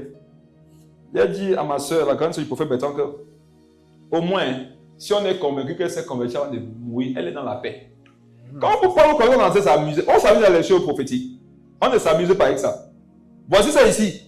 Donc, si un jour quelqu'un te donne une instruction qui pour toi est bizarre, demande-toi si ça n'apparaît pas dans la Bible.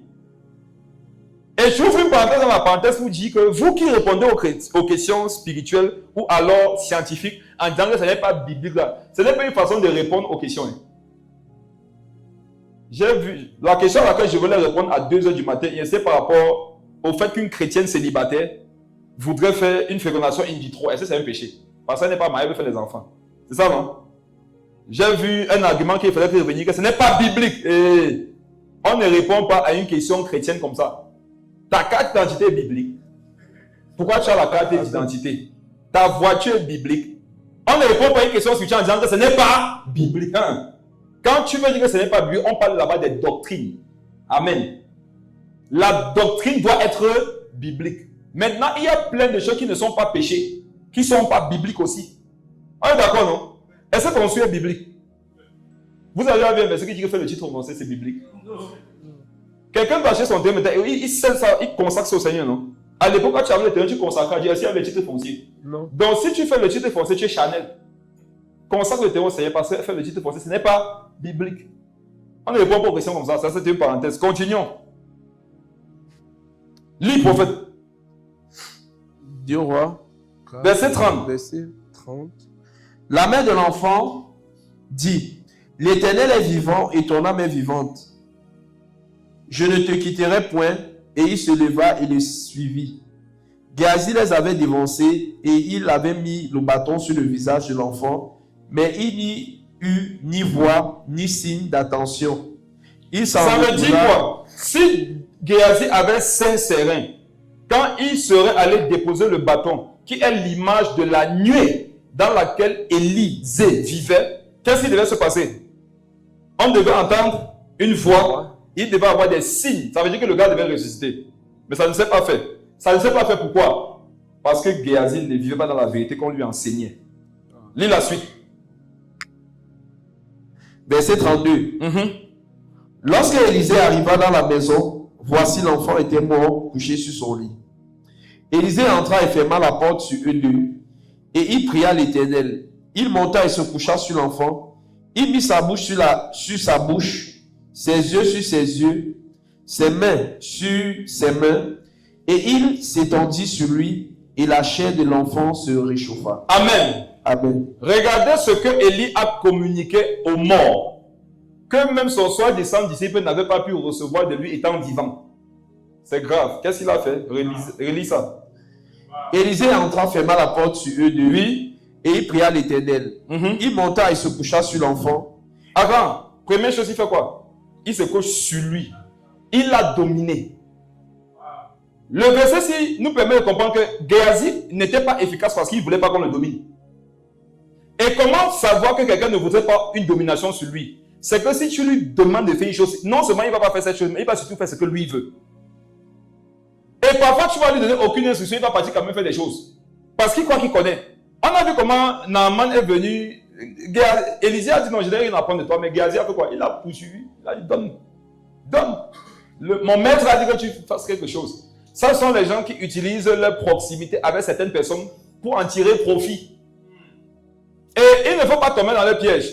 Pour savoir généralement que telle personne-ci est en train de vouloir usurper le nom de quelqu'un pour faire des bêtises, il faudrait te poser la question de savoir est-ce que le nom qu'il utilise lui-même fait ces choses-là? Il y a beaucoup de personnes parfois qui ont monté des réseaux sociaux pour arnaquer les gens avec le nom des pasteurs connus. Le pasteur dit que je suis tel pasteur, on veut lever de nouveau bâtiment, voici mon numéro Orange Money. Il dit que wow, pasteur tellement écrit sur Messenger. Le pasteur demande les excuses, excuse-moi si je viens dans ton Messenger. C'est que le Seigneur m'a parlé que moi, mais les gens sont tombés dans ça, on a envoyé l'argent. Est-ce que tu as déjà vu le pasteur avoir ce type de comportement? Si donc quelqu'un vient avoir un comportement qui ne sied pas avec le comportement du pasteur ou bien de l'homme que tu connais, il ne faut pas te soumettre à ça. Il se couche sur lui. Le mort a refusé. Deuxième chose, il mit sa bouche sur sa bouche. Ça veut dire que sa parole, les paroles qu'il prononçait, il a communiqué ça à l'enfant. En fait, il était en train de faire naître le successeur de Géasi. Parce qu'après ça, Géasi devait mourir. Il devait aller avec la lèpre, le signe de la malédiction. Et étant donné que Géasi devait partir, il fallait quelqu'un qui devait venir le remplacer. Ça veut dire que Élisée a donné ses propos, ses paroles, son souffle, son vent, son roi au mort. Il y a des mots qui valent mieux que certaines personnes qui marchent à côté des disciples, à côté de l'homme de Dieu. Vous pensez que c'est tous ceux qui marchent à côté des hommes de Dieu qui sont loin. Et même pour ouvrir ma bouche ici pour accorder les choses, mon frère, c'est que moi j'ai vu. Généralement, non. Ceux qui sont proches du daddy, non. C'est les pions. Je dis ce que moi j'ai vu la vie des vrais bishops là. Ce sont des pions, et dangereux. Parfois, quand le gars pense à toi, mais tu es surpris. Ne regardez pas que, sur la vidéo, qui est proche de qui? C'est pas pour ça qu'on regarde la proximité. Et regardez, les gens peuvent être proches des hommes de Dieu sur les vidéos, mais ils sont loin de Dieu dans l'esprit. Vous comprenez? Et vous, quand vous aimez ça, il y a les channels comme ça, ils donnent le resto aux gens en fonction de leur proximité avec l'homme de Dieu. Et parfois, tu peux regarder l'homme de Dieu, quel genre d'homme de Dieu même? Les jongleurs. Peut-être ce que c'est quelque chose. Verset 35.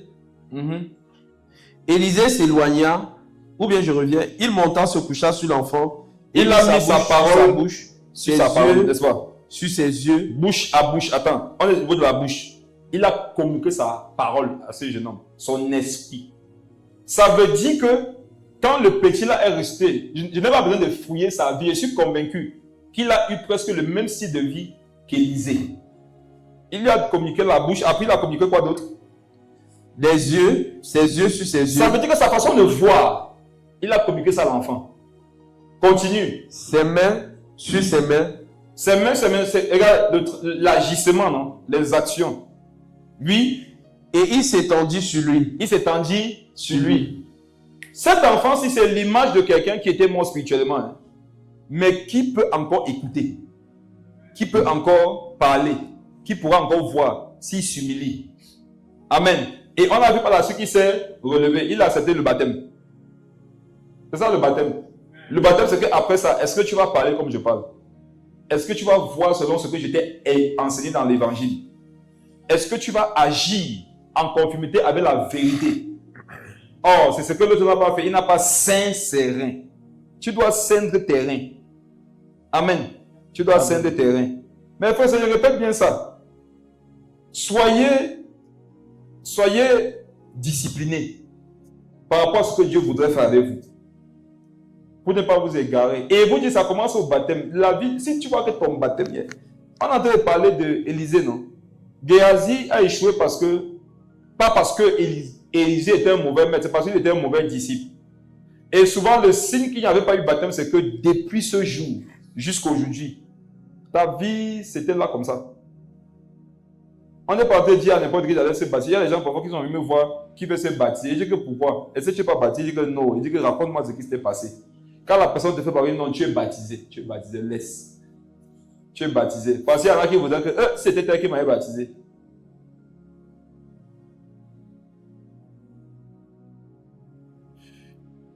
Alors, on va Actes des Apôtres. Est-ce que celui qui t'a baptisé était un disciple? Est-ce que c'était un modèle? Est-ce que c'était quelqu'un qui pouvait enseigner? Est-ce qu'il avait le fruit? Est-ce qu'il y avait la manifestation au niveau des yeux, de la bouche, des mains? Est-ce que si tu avais le choix à l'époque, tu pouvais dire que toi, baptise-moi? C'est souvent comme ça que tu peux faire pour savoir si tu as fait l'erreur. Est-ce que tu pouvais lui dire, toi, baptise-moi? Si ce n'est pas le cas, s'il était un disciple, tu es baptisé. Mais si c'était un jongleur, un retrograde, tu n'es pas baptisé. Qui ici a l'impression que celui qui l'avait baptisé à l'époque n'était pas un disciple pendant qu'on est en train d'avancer? Lève ta main, n'est pas moi. Que celui qui t'avait baptisé n'était pas un disciple de Jésus. Oui, à part elle, les gens qui ne veulent pas afficher les anciens pasteurs. Ce n'est même pas le but. Hein. Et tu peux dire qu'il ne t'avait pas baptisé alors que tu étais vraiment baptisé. Parce qu'il y en a maintenant, vous voulez mettre sur le dos des gens tous vos échecs. C'est ça. Actes des Apôtres, chapitre 17. Je voudrais clarifier quelque chose dans ce qui concerne le baptême d'eau. Est-ce que vous avez remarqué que je ne suis pas encore en train de parler du baptême d'eau, baptême de feu, baptême de Saint? Non, je ne suis pas encore dedans.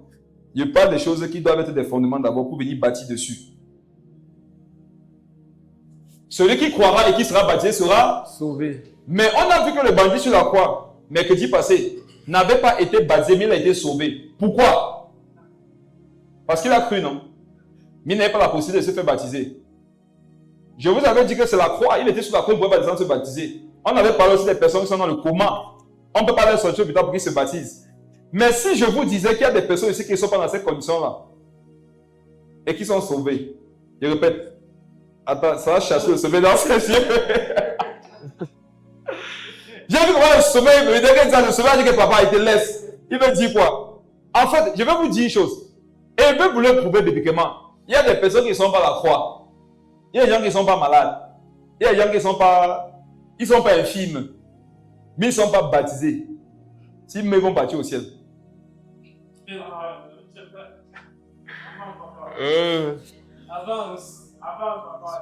Et alors, il y a une chose, je vous dis que même si elle dit quoi le chocolat ici, attendez, on ouvre la Bible. C'est dans la Bible. Les gens qui aiment cette Bible, c'est biblique. C'est très biblique. J'ai dit quoi? Acte 17, non? Attendez que j'ouvre aussi. Il y a des gens, s'ils meurent, ça a été baptisé par l'eau aussi, ils sont pleins. Ils ne sont pas malades, ils ne sont pas... Non, il y a la possibilité qu'ils le fassent. Mais ils ne l'ont pas fait. Je laisse ça trouble la rose d'esprit un peu, pendant que je cherche ma Bible doucement, le verset doucement.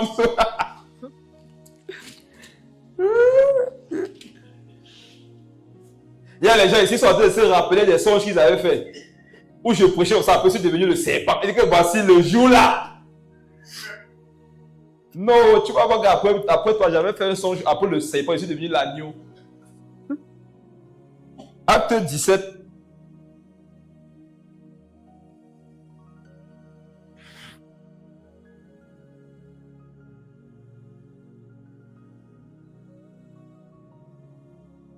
Lis le verset 15, prophète.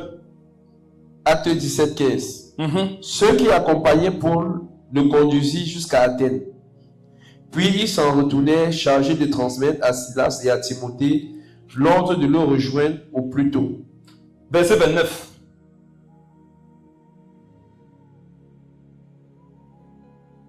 Verset 29. Ainsi donc, étant la race de Dieu, nous ne devons pas croire que la divinité soit semblable à de l'or, à l'argent ou à de la pierre sculptée par l'art et l'industrie de l'homme. Dieu, sans tenir compte des temps d'ignorance, annonce maintenant à tous les hommes, en tout lieu, qu'il est à se repentir. Relis le verset 30. Dieu, sans tenir compte des temps d'ignorance, annonce maintenant à tous les hommes, en tout lieu, qu'il est à se repentir. Écoutez-moi très bien. Ne partez pas dire que j'ai enseigné des choses qui sont anti-bibliques. Écoutez bien. Écoutez bien. Même sur la matinale d'hier aujourd'hui, j'ai bien dit aux gens que si vous n'écoutez pas bien ce que je vais prêcher, ça va vous troubler. Et vous avez parti dire que nous on enseigne les histoires là, MSA. Écoutez, Dieu ne tient pas compte de quoi? Parlez fort. Chassez le sommeil comme vous demandez de parler, non? Parlez fort comme le sommeil va quitter tes yeux. Dieu ne tient pas compte de quoi? Osée 4 verset 6 dit quoi? Mon peuple périt. Ou alors mon peuple est détruit parce qu'il lui manque la connaissance. Il lui manque. Dans le manque de connaissance fait périr. Mais Dieu ne tient pas compte de l'ignorance. C'est la base de ce que je vais expliquer. Manque de connaissance, ça tue. Tant d'ignorance, Dieu n'en tient pas compte. C'est quoi la différence entre le manque de connaissance et l'ignorance? Le manque de connaissance, c'est un état dans lequel un homme se trouve parce qu'il ne veut pas connaître la vérité. L'ignorance, c'est un état dans lequel un homme peut se trouver alors qu'il est en quête de la connaissance. Est-ce que vous avez écouté, compétent? Le manque de connaissance, c'est quoi? Je ne veux même pas savoir qui est Jésus. Je me vais en enfer. L'ignorance, c'est que je suis en train de chercher à savoir qui est Jésus. Mais malgré ça, il y a des choses sur Jésus que je ne sais pas. Ça, c'est l'ignorance. Amen. Ok, avançons, prophète. Acte 18, un chapitre devant. Verset 23. Acte 18. Ça, c'est le troisième voyage missionnaire de Paul. Qu'est-ce qui se passe? Il est parti d'Antioche pour la province de l'Asie. Et qu'est-ce qui s'est passé? Lorsqu'il eut passé quelque temps à Antioche, Paul se mit en route et parcourut successivement la Galatie. La Galatie. La Galatie. Oui. Et la Phrygie. Oui. Fortifiant tous les disciples. Fortifiant tous les disciples. Fortifiant tous les disciples. Mes frères, fortifiant qui? Tous les disciples. Lis la suite. Un juif nommé Apollos, originaire d'Alexandrie, homme éloquent et versé dans les Écritures, vint à Éphèse. Il était instruit dans la voie du Seigneur et fervent d'esprit. Il annonçait et enseignait avec exactitude ce qui concerne Jésus, bien qu'il ne connût que le baptême de Jean. Il se mit à... Tu n'as pas vu? Vous n'êtes pas concentré. Vous connaissez Apollos? Hein, vous ne connaissez pas Apollos? Apollos, ce n'est pas ton égal. Hein? Écoutez. Fortifiant tous les disciples. Est-ce que parmi les disciples, il y a Apollos? Pardon? Ah bon, hein? Est-ce que vous savez que c'est ce Apollos dont certaines personnes préféraient se réclamer plutôt que Paul? Il y en avait, quand tu disais qu'il vient de Paul, il dit que non, moi, il vient que d'Apollos. Parce que ce qu'elle voyait en Apollos était plus excellent que ce qu'elle voyait en Paul. La Bible dit que Paul est parti fortifier les disciples. Et on dit qu'il y avait parmi eux un juif nommé Apollos, originaire d'Alexandrie, homme comment? Éloquent et versé dans les Écritures. Vint à Éphèse, il était instruit dans la voie de qui? Il était instruit dans la voie du Seigneur. Ça veut dire qu'Apollos suivait le Seigneur, vrai ou faux? Vrai. Il était en... Regardez, au début, là, tu peux discuter. Quelqu'un peut être éloquent sans connaître Jésus. Quelqu'un peut être versé dans les Écritures sans connaître Jésus. Mais on dit qu'il était comment? Instruit dans la voie du Seigneur. Dans la voie du Seigneur. Ça veut dire qu'Apollos marchait avec le Seigneur. Lis la suite.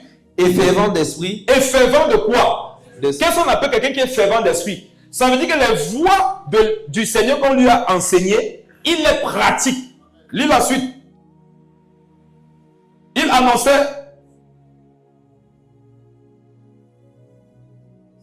Fervent d'esprit, il annonçait et enseignait avec exactitude ce qui concerne Jésus. Il enseignait avec exactitude ce qui concerne Jésus. Mes frères, c'est un puissant disciple du Seigneur. Lis la suite. Bien qu'il ne connût Lis ça fort. Bien qu'il ne connût que le baptême de Jean. Bien qu'il ne connût que le baptême de Jean.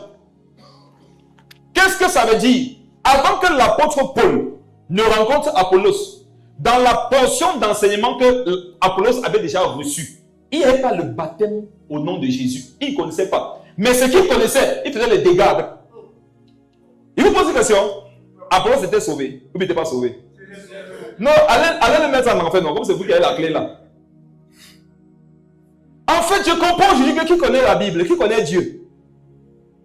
La Bible dit que le monsieur est instruit dans les voies du Seigneur, fervent. Moi, je dis quoi? On comprend que être baptisé, être croire et être baptisé là, c'est plus large que ce que nous croyons. Mais vous allez voir que la particularité de ceux-ci, c'est que dès qu'on leur donne la révélation, ils se conforment à la révélation. Amen. Et on a vu avant ça que Dieu ne tient pas compte de quoi? Des temps d'ignorance. Apollos n'était baptisé que du baptême de Jean parce qu'il était ignorant en ce qui concernait le baptême de Jésus. Parce qu'on nous dit qu'il enseignait avec exactitude quoi? Tout ce qui concernait Jésus. Donc s'il avait été au courant qu'on doit se faire baptiser au nom de Jésus, il l'aurait enseigné. S'il ne l'avait pas enseigné, c'est parce qu'il n'était pas au courant. Et mes frères, si vous voulez condamner Apollos, vous devez vous condamner vous-même avec cet exemple que je vais prendre. Qui ici, écoutez-moi bien, vous allez être délivrés directement, vous tous. Qui ici souvent dit que hey, je rends grâce à Dieu parce que j'ai connu la vérité ici avant ma mort. Imagine que l'enlèvement était arrivé qu'il ne connaissait pas, il devait partir où? Qui a dit ça? Ignorant que tu es. Il y a des personnes ici qui ont statué leur salut par rapport à une information qu'ils ont reçue après la conversion. Et pour eux, ils ne sont plus sauvés le jour de leur conversion, mais ils sont sauvés le jour où ils ont eu une information supplémentaire sur Jésus.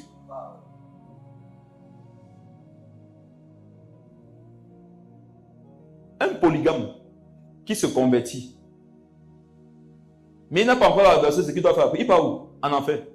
Allez l'envoyer en enfer. Quand les gens naissent de nouveau, ils sont sauvés. Maintenant, l'enseignement vient pour les perfectionner. Et Dieu jugera chacun sur la base des informations qu'il avait à donner. Parce qu'il veut te dire une chose, où tu es assis là, il y a les péchés que tu commets, tu ne connais pas. Discute, non? Tu discutes trop dans tes songes. Parce que la vraie vie discute. Je vous dis que vous êtes assis là, il y a plein de choses que vous ignorez. Il y a plein d'ignorances dans lesquelles vous êtes. Vous n'êtes pas dans le manque de connaissances. Vous avez déjà connu ce qu'il faut connaître, Christ. Mais en ce qui concerne l'ignorance, vous êtes en plein d'ignorance.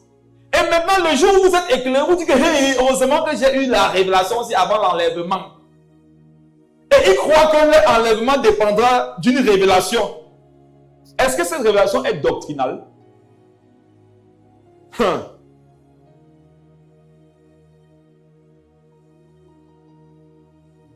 Bien qu'il n'eût connu. Regarde, quand on dit que bien qu'il n'eût connu que le baptême de Jean, c'est pour t'interpeller.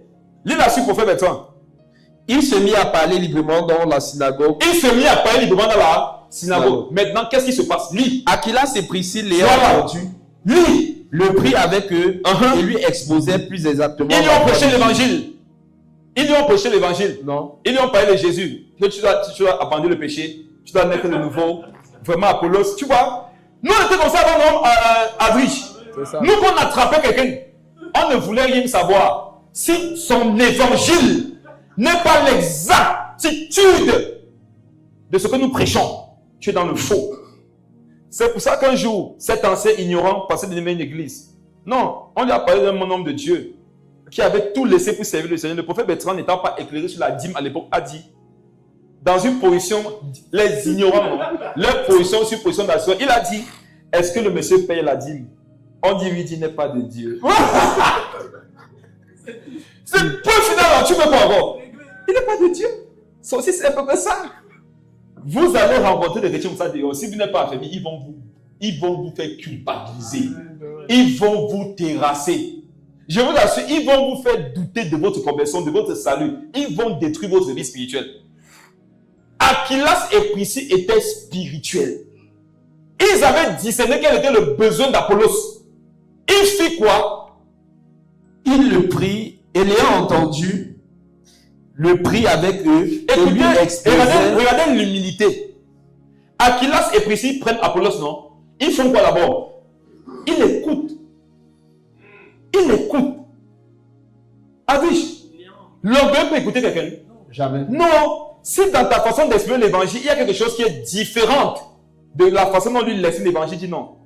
Il y a un truc qu'il n'y a pas. Il n'y a pas le Saint-Esprit. On peut prêcher en Guaykele. Je suis en train de prêcher. À la fin de la prédication aux étudiants, un vendeur de téléphone qui est là-bas tous les jours, mais qui ne prêche pas. C'est ce qui me plaît sur eux. Eux, non. Les correcteurs ne font rien d'eux-mêmes. C'est ça. Ils attendent que les engagés essayent de servir Dieu pour venir chercher les poux sur leur calvitie. Il me dit après que je suis aussi un évangéliste. Et la façon dont tu as présenté l'évangile, ce n'est pas ce que les Écritures disent. Je dis, waouh, frère, t'es un peu brut, hein. Je lui dis, qu'est-ce que les Écritures disent? Il dit, quand tu as parlé du péché, mais dans son notion, c'est sur moi, hein. Quand tu as parlé du péché, tu n'as pas montré qu'à la base, le péché il est originel. C'est comme ça, il dit, le péché est originel. Parce que quand je parle comme ça, il faudrait que le peuple doit savoir c'est quoi l'origine du péché. Il vend les téléphones là-bas, tout. Il ne l'a jamais vu. Vous me connaissez, non? Demande à ton voisin si me connaît. Souvent, je manque de sagesse. On dit souvent, il faut montrer au fou qui n'est pas sage. Il est ramassé. J'espère qu'il a changé. Lui, ils l'ont fait quoi? Ils l'ont entendu. Pourquoi ils l'ont entendu prophète? Parce qu'ils ont senti que ce monsieur-là, on est du même royaume. Amen. Vous écoutez les gens quelque part. Si vous sentez que l'évangile est pur, encouragez-les. Amen. Non, il ne prêche pas comme papa Clément. Il prêche. Il tutube. Vous qui prenez vous ne prenez pas vos, vous prenez l'image de vos pasteurs et de ce qu'on prêche dans vos églises pour aller faire causer que vous êtes arrivé. Prends ta vie et laisse nos vies. Nous, on sait qu'on titube. Et parce que je sais que titube, si je vois un titubeur comme moi, je vais l'encourager comme on fait un titubeur, c'est pas facile. Maintenant, quand tu prends le nom des titubeurs pour aller faire aux gens que vous ne titubez jamais, vous ne tombez jamais. Ils l'ont écouté par la suite. Il le prit avec eux, oui, et lui exposait plus exactement la voix de Dieu. Il lui exposait quoi? Plus exactement. Quand on dit plus exactement, c'est parce qu'on l'a déjà dit précédemment. Il était il y a exact. Ça veut dire qu'Apollos, c'est quand Apollos enseignait, il n'y avait pas d'erreur. Mais quand Apollos te parlait de Jésus-Christ, il n'y avait pas d'erreur. Maintenant, on lui enseigne les choses avec plus d'exactitude. Quelle est la révélation que je vais vous montrer derrière ça? Quelqu'un qui a reçu le baptême de Jean, ou alors quelqu'un qui n'a pas reçu le baptême, il peut être exact, mais il peut pas être exact comme quelqu'un qui est passé dans les eaux du baptême. Amen. Cette personne nous permet de comprendre qu'il y a un niveau d'exactitude qui dépend du baptême d'eau. Amen. Si tu n'as pas de baptême d'eau, tu ne peux pas atteindre la dimension là. Tu peux être excellent comme Paul, comme Apollos, autant pour moi. Tu peux être instant dans les voies du Seigneur. Amen. Tu peux être fervent d'esprit. Tu vas expliquer les doctrines, mais il y a quelque chose qui va te manquer. Il y a les gens comme Nicodème, ils sont exacts, mais ils ne sont pas baptisés. Donc il y a des choses qu'ils ne peuvent pas voir. Jésus le voit, il dit que mon gars, naît de nouveau, parce que Jésus veut qu'il parte se faire baptiser. Qui confirme avec moi que si Apollos Moni partait au ciel? Pourquoi? Il n'était pas en train de vivre volontairement, sans se baptiser. Il ne savait pas, il était ignorant. Et pendant qu'il était ignorant, il cherchait la connaissance. Et voilà que tous ceux qui sont ignorants, mais qui cherchent la connaissance finit toujours un jour par les rencontrer. Au travers les Priscilles, les Aquilas, les gens comme vous. Vous êtes censé aller faire comprendre aux gens que voici ce que c'est que le baptême. Parce que ça leur donne accès à autre chose. Maintenant, quand tu expliques à quelqu'un que le baptême marche avec la conversion pour le salut, si la personne refuse, ça met maintenant son salut en péril. Qui comprend la différence? Parce que là maintenant, c'est un manque de connaissance. En fait, tu lui as donné la connaissance, mais il n'en veut pas. Là, il sera jugé sur la base de cette information que tu lui avais donnée. On comprend par là que, au fur et à mesure que tu as enseigné, ton jugement sera comment? Difficile. Et si tu restes aussi sans prendre l'enseignement parce que tu dis qu'il ne faut pas que ce soit trop dur, tu es déjà jugé. Rester sans se faire enseigner, c'est être déjà jugé. Mais au fur et à mesure que tu te fais enseigner, ton jugement sera coriace. Mais frère, supposons que qui a ici un enfant en bas âge, ou bien une nièce, un neveu, un petit enfant, levez la main. 1 an, comme ça. Amen. Supposons qu'on prend l'enfant au milieu du salon. Il a assis fait pour vous au salon. On dit que, hé, l'enfant, c'est ici que tu as... Non. Et après, on fait comment l'enfant? On le nettoie, non? On va le ramasser, non? Imagine que toi, maintenant, tu fais l'erreur. Tu es au salon. La forme de ton caca, même, fait que, même si on ne t'a pas vu, quand on va voir ça, c'est pas l'enfant. On va remarquer. Là, c'est pas l'enfant. Donc, en fait, il y a le caca qui révèle que le gars qui a fait ça n'est pas innocent.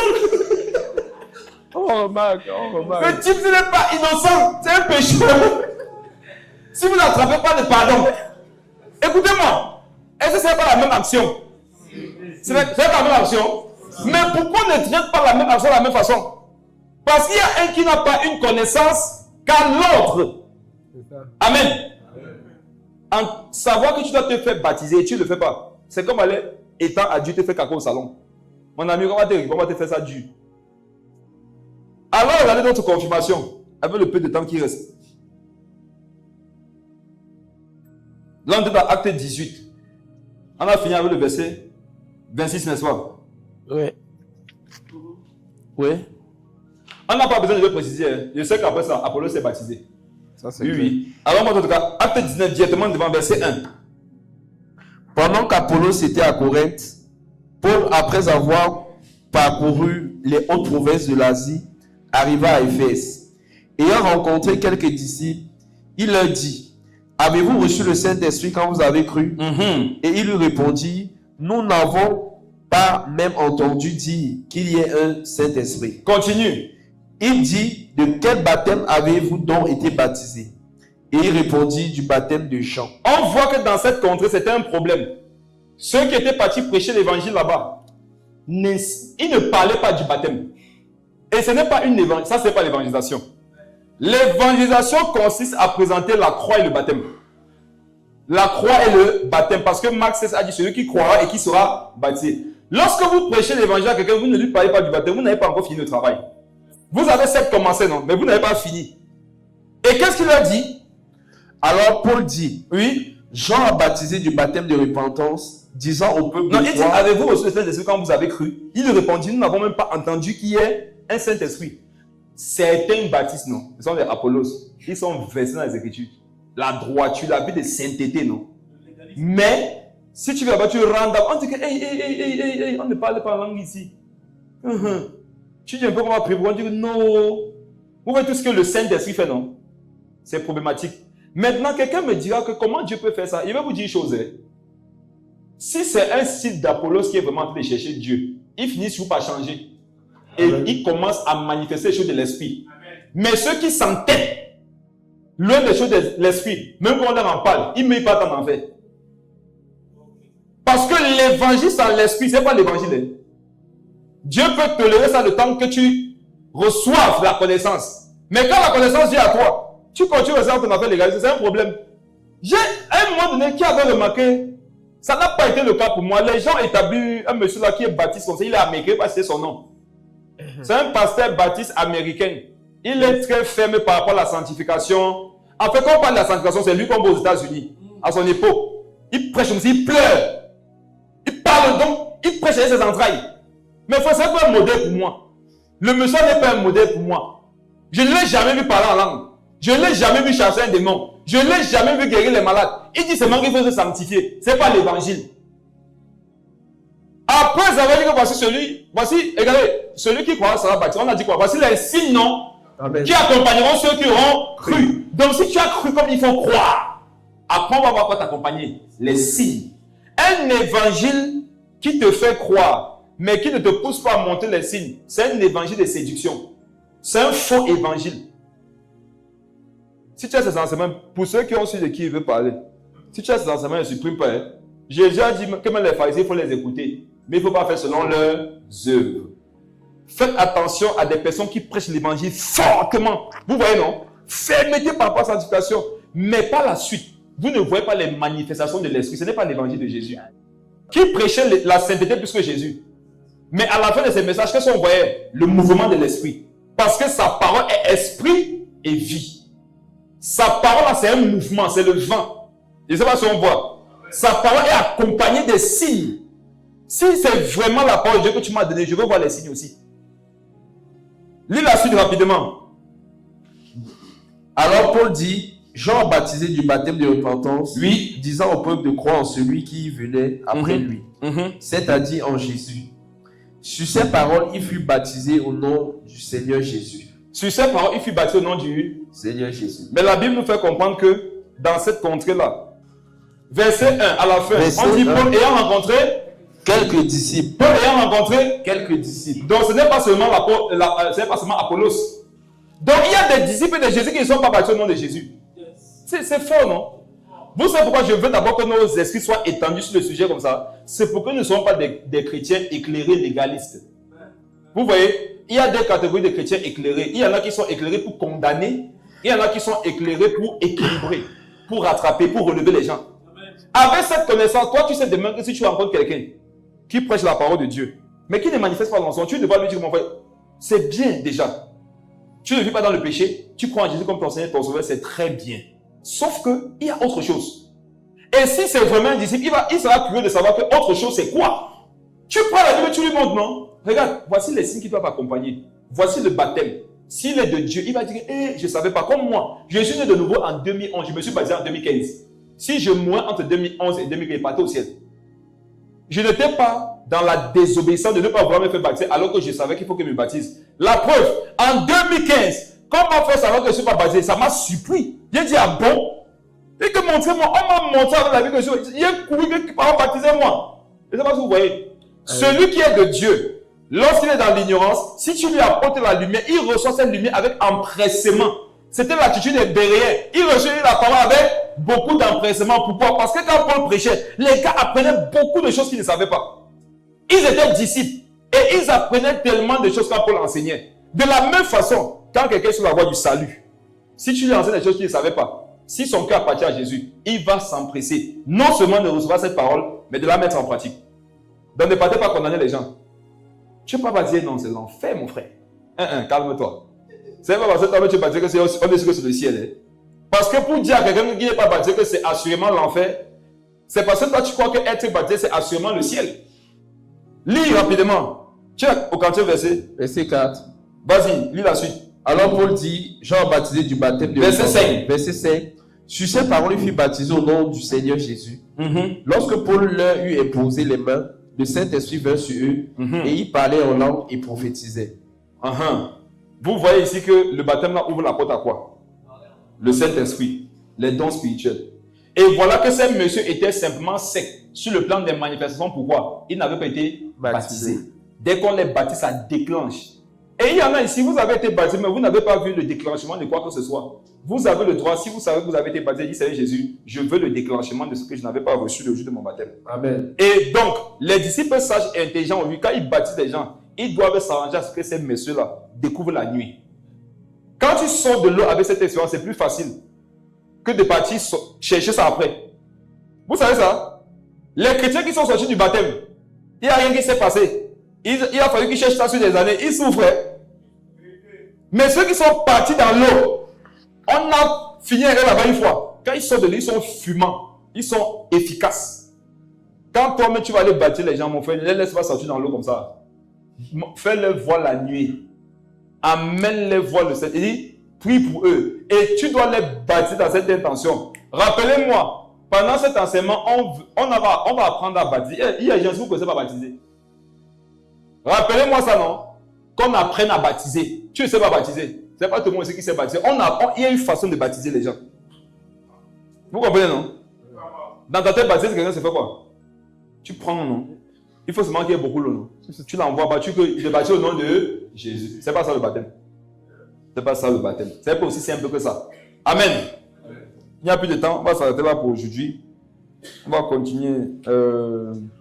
Je vous avais dit que moi, je sens que c'est à partir du 4e dimanche, on va détailler les affaires de baptême d'eau là. Sinon, avant, non, il y a ces bases-là que vous devez avoir. Ça fait que quand on va parler du reste, ça va s'équilibrer seul. Amen. Que Dieu bénisse en nous sa parole. Amen. Et qu'il nous aide à la mettre en pratique.